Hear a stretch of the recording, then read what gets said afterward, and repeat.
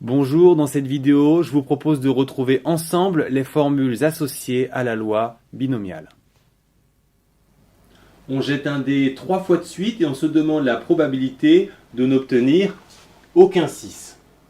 Alors on va noter x, le nombre de 6 obtenus. Donc ici on cherche à résoudre p de x égale 0. Il faut commencer par rater. On a 5 chances sur 6 de rater. Et puis il faut à nouveau rater. Et puis, donc on multiplie. Et puis encore rater, à nouveau 5 sixièmes, ou 5 sixièmes au cube.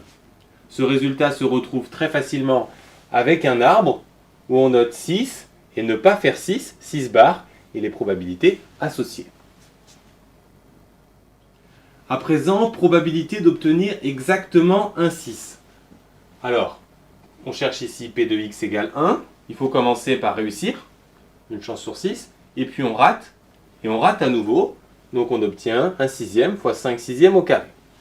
Attention, ce résultat est faux, car on a uniquement calculé la probabilité de réussir 6 au premier lancer.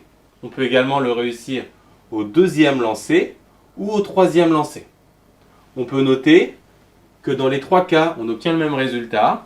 On obtient ou bien au premier, ou bien au deuxième, ou bien au troisième. Donc on va ajouter ces résultats. Donc on obtient 3 fois ceci, d'où le résultat cherché.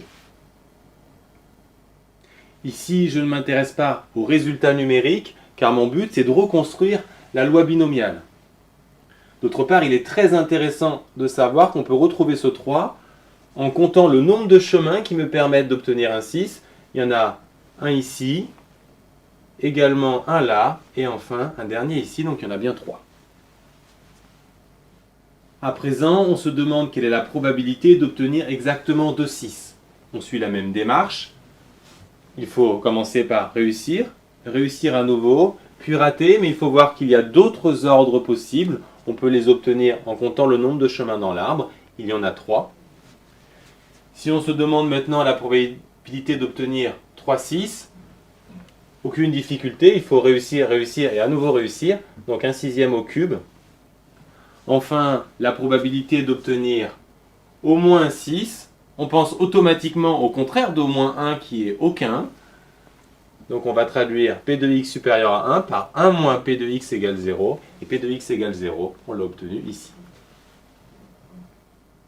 On jette à présent non pas 3 fois mais 10 fois le dé. On se pose les mêmes questions. Si on veut s'appuyer sur l'arbre, on aura des difficultés puisqu'il y a beaucoup trop de branches. On va donc plutôt raisonner. Donc la probabilité d'obtenir aucun 6, p de x égale 0, il faut rater 10 fois, donc 5 sixièmes puissance 10. Probabilité de réussir exactement un 6, il faut réussir une fois, et ensuite rater 9 fois, de suite en tout. Donc 1 sixième fois 5 sixièmes puissance 9, mais attention, on ne réussit pas forcément le premier, on peut réussir le premier, ou bien le deuxième, ou bien le troisième, et cela jusqu'au dixième, donc il ne faut pas oublier de multiplier par 10. À présent, réussir exactement 2 fois. Donc on cherche p de x égale 2. Il faut réussir 2 fois. Échouer 8 fois. Donc 1 sixième au carré fois 5 sixièmes puissance 8. Mais attention, les deux succès n'ont pas forcément lieu au début. On peut réussir le premier et le deuxième, ou bien le premier et le troisième, et ainsi de suite jusqu'à premier dixième, mais aussi deuxième, troisième, ou bien deuxième, quatrième, etc., etc. Pour obtenir ce résultat, vous pouvez utiliser la combinaison que vous obtenez avec une calculatrice. Nous verrons les détails sur les combinaisons dans une prochaine vidéo. Si on veut généraliser cette formule pour répondre à la question exactement K6, on va résoudre P de x égale K. Il faut réussir K fois, 1 sixième puissance K, rater 10 moins K fois, et ensuite il faut noter le nombre de façons de placer les succès, choix de K parmi 10. Enfin, réussir au moins un 6. On pense le contraire de au moins un, c'est aucun, comme d'habitude. Donc c'est le contraire de 1 moins p de x égale 0, d'où le résultat suivant. Maintenant, on va finir de généraliser notre formule afin de retrouver la loi binomiale. On va commencer par remplacer 10 par un nombre quelconque de répétition n. Donc dans les formules, tous les 10 sont remplacés par n. Le 9 devient n-1 et le 8, n-2. Maintenant, on n'est plus uniquement sur des lancers de dés, on s'intéresse à une expérience quelconque à deux issues. On peut réussir ou échouer. Réussir, on va le noter S comme succès. Échouer sera noté S bar.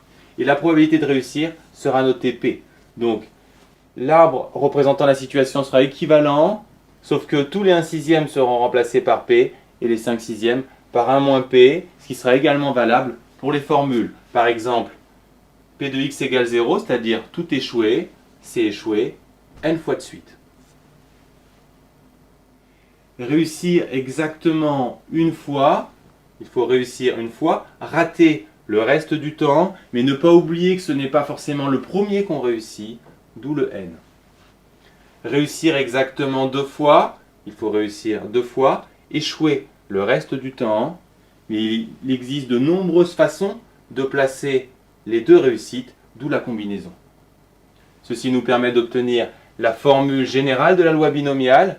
Il faut réussir K fois, échouer le reste du temps, et la combinaison pour le placement des cas succès.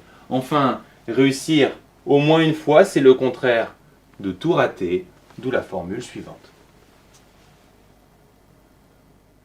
On dit que cette formule est associée à une loi binomiale de paramètres n et p. N correspond au nombre de répétitions de l'expérience et p à la probabilité du succès. On peut la noter BNP. Enfin, x est le nombre de succès. Pour l'utiliser, il faut toujours vérifier les conditions. L'expérience est à 2 issues, elle est répétée à l'identique et les résultats sont indépendants. Cette formule est impressionnante, mais elle est très facile à appliquer. Imaginez que vous tirez des pénaltys. Quelle est la probabilité d'en marquer exactement 7 si vous en tirez 10? Alors il faut marquer 7 fois, la probabilité de marquer c'est 80%, la probabilité d'échouer 20%, si vous en marquez exactement 7, vous en ratez 3, et vous ne marquez pas forcément les 7 premiers, d'où la présence de la combinaison.